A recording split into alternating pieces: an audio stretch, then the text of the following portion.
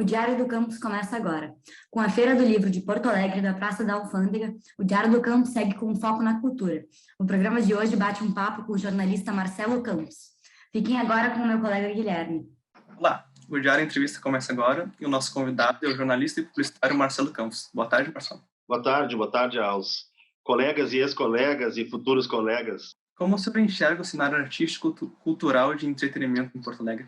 A gente tem que sempre cuidar, quando faz esse tipo de análise, em evitar comparação, embora muitas vezes ela seja inevitável. O Porto Alegre, com certeza, já foi uma cidade muito mais, mas bota muito mais nisso, movimentada em termos de cultura. Eu passei a viver essa Porto Alegre de forma mais intensa a partir do momento que eu entro na faculdade, obviamente, né? E é uma realidade de anos 90, onde a gente tinha, inclusive, uma vida noturna muito intensa, muito diferente de hoje.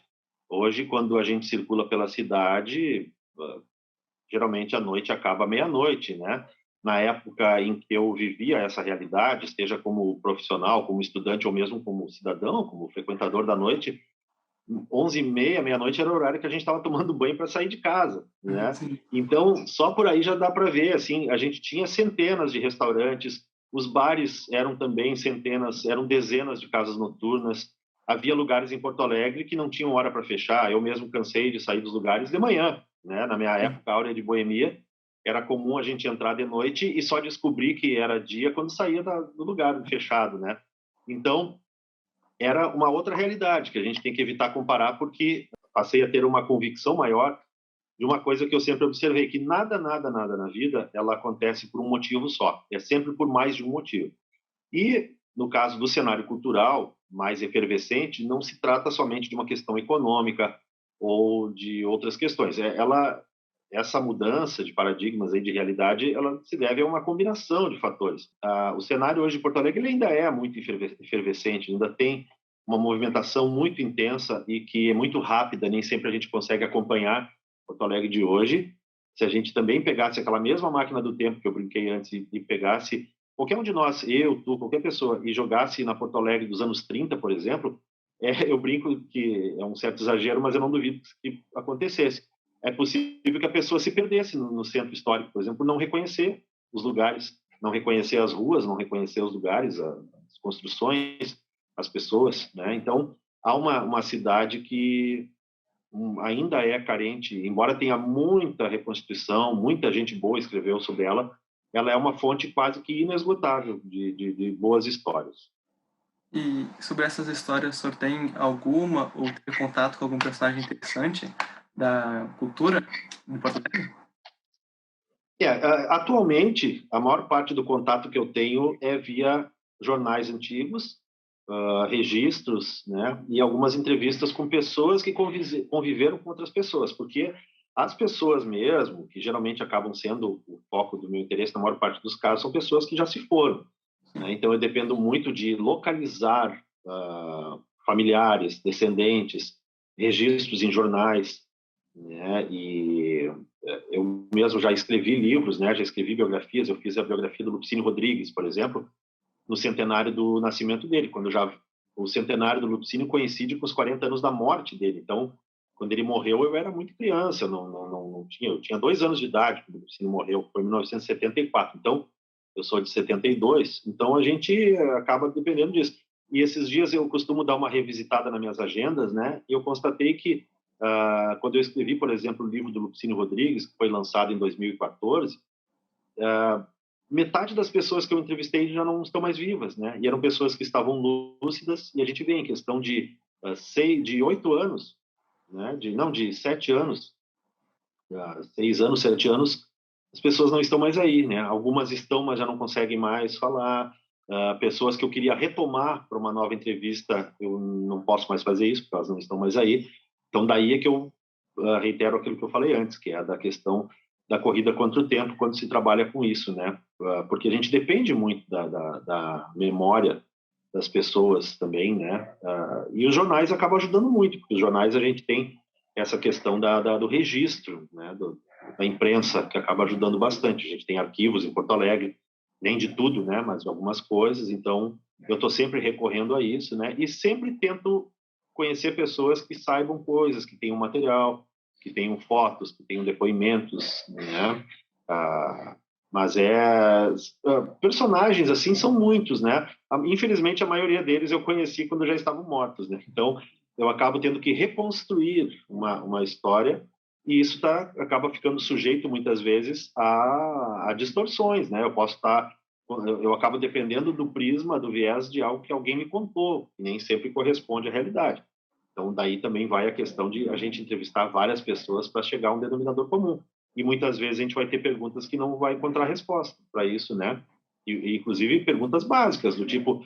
Eu agora, por exemplo, estou fazendo uma reportagem especial sobre uma antiga cantora dos anos 30 e ninguém sabe dizer onde e nem quando ela morreu. Se sabe que foi no mundo, em algum país. E aí, como é que eu vou descobrir isso, né? Então, é uma briga, é uma luta diária para tentar desencavar essas informações, mas é aquela coisa que a gente faz com prazer, e eu brinco que muitas vezes a coisa detetivesca desse tipo de pesquisa, ela é tão prazerosa e ela proporciona um aprendizado tão grande que na hora que a gente consegue a informação, a gente fica meio que num vazio, assim, porque agora o que eu faço que eu consegui o que eu queria, né? Então, tem várias nuances, assim, desse trabalho que só quem trabalha com isso é que pode. E ainda me surpreende o fato de o quão poucas são as pessoas que se dedicam a isso. Em Porto Alegre, atualmente, proporcionalmente, né? Tem muita gente boa fazendo isso, né? E muita gente publicando livros. A gente tem, inclusive, jornalistas aí como o Arthur de Faria, que é na parte mais musical. Tem o Rafael Guimarães, que ele é jornalista e publica livros sobre episódios e personagens de Porto Alegre, principalmente do século XX, né?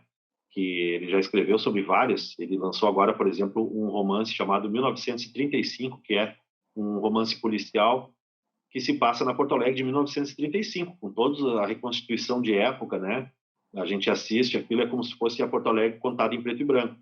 E tem vários fazendo isso. Eu mesmo trabalho com isso, né? Mas se a gente pegar e fizer uma conta e ver qual é a proporção de pessoas que fazem isso para as que não fazem, mesmo, né? Os que são bastante ativos no jornalismo, ainda é uma proporção muito pequena. A gente tem muito jornalista formado, atuante em Porto Alegre, e muito poucos, proporcionalmente, se dedicando a esse tipo de atividade, né? Se tivesse mais gente, talvez a gente tivesse um conhecimento até maior do que foi Porto Alegre, e conhecer o passado também é uma maneira de conhecer o presente e até de entender a dinâmica de uma cidade, né, e de sua população, e é o que acontece.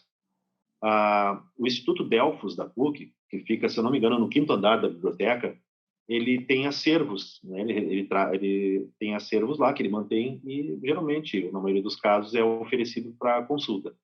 Existe um acervo maravilhoso lá, no Delfos, que é de um colecionador de livros aqui de Porto Alegre, que ele morreu já, e quando ele morreu, a família doou ou vendeu, não sei qual foi a tratativa, mas que o acervo todo dele de livros e publicações raras foi repassado para o Delfos.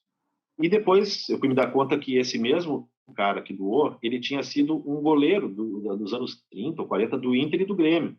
Ele foi um goleiro, que depois foi, se não me engano, advogado, e Júlio Petersen, o nome dele.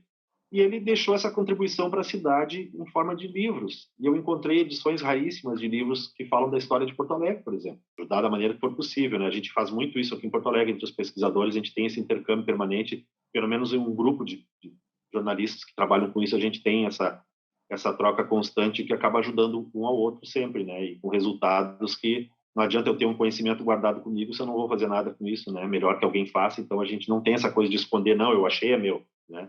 A gente compartilha, divide e cresce junto todo mundo, né? E quem ganha é sempre a gente, a profissão e a cidade. Com certeza. E eu quero agradecer muito ao senhor pela conversa, foi muito boa, foi muito prazeroso conhecer todas as histórias. E o Diário Entrevista encerra por aqui, mas vocês ficam agora com o quadro Crítica com a minha colega Mariana.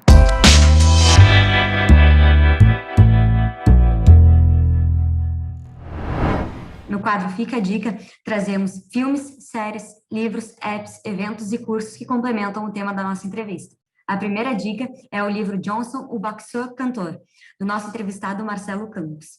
Em destaque no livro, vemos a trajetória multifacetada de Johnson nos primórdios gaúchos do rádio e do boxe, festivais musicais, noitadas de boemia e, é claro, as 5 décadas de amizade com Lupicínio Rodrigues. A próxima dica é outro livro de Marcelo Campos, De Bandeja, a História de Dinarte Valentini. No livro, cujo cardápio tem um prato especial de recheio generoso e idealismo, dedicação, persistência e camaradagem, temperados pela visão bem-humorada e sensível da vida. Na cobertura, histórias testemunhadas ou mesmo protagonizadas por um sujeito que reúne vários personagens em um só. E na sobremesa, 130 depoimentos de colegas, fregueses, amigos e familiares. E a última dica é o livro Almanac Lupi, biografia de Lupicínio Rodrigues, escrita pelo nosso entrevistado Marcelo Campos. O livro conta a história sobre a vida do compositor. Entre boemia, musas inspiradoras, paixões dilacerantes e um cancioneiro vasto, o almanaque fartamente ilustrado também avança sobre as razões do craque da dor de cotovelo ter se tornado gremista em meio a uma família de Colorado.